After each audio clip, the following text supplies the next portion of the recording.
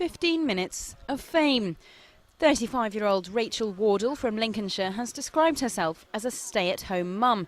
But she was all set to get her moment in the spotlight this morning as the first official occupant of the 4th Plinth in London's Trafalgar Square. Sculptor Anthony Gormley's idea was to put members of the public up on the plinth for an hour at a time, doing exactly what they want, so long as it's legal. But as Rachel prepared to inaugurate the project, which will involve nearly 2,500 people until October the 14th, this happened. An anti-smoking demonstrator climbed on top of the plinth before she could get there.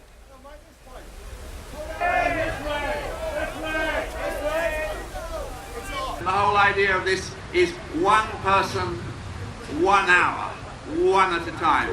So I hope you're going to do the gentlemanly thing, and when Rachel arrives, give up your beautifully taken moment to her.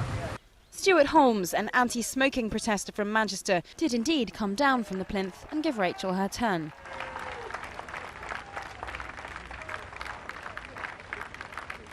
And he said he's been demonstrating against tobacco for years. Boris Johnson certainly didn't seem fazed.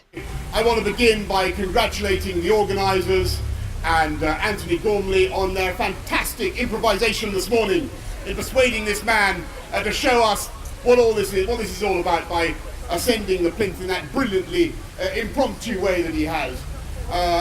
This is, after all, a proof of vindication of Andy Warhol's famous remark that in the future glory and renown would be democratised. I think it was by everybody being famous for 15 minutes, I think he said. Mr Gormley said what happened was just part of the spirit of the project. I think he chose his moment well. He activated the principle of this project, which is a celebration in a way of our right of self-expression and freedom of speech. He left the plinth at exactly the right time. Rachel went up, and now we're running, and it's great. And what about Rachel? After all, Mr Holmes rather stole her limelight.